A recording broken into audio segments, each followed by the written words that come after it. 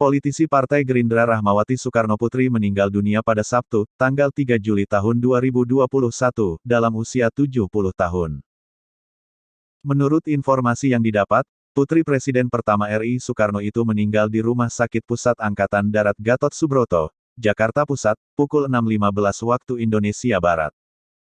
Informasi tersebut dibenarkan oleh Ketua Harian DPP Partai Gerindra Sufmi Dasko Ahmad saat dikonfirmasi Kompas, Sabtu.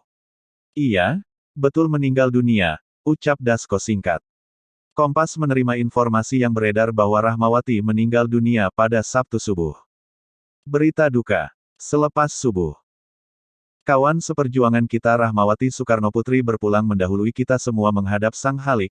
Maafkan segala kesalahan dan doakan semoga almarhumah husnul khotimah. Amin, demikian bunyi pesan singkat yang diterima Kompas. Hingga pukul 8 waktu Indonesia Barat, belum diketahui pula apa penyebab adik Megawati Soekarnoputri ini meninggal dunia.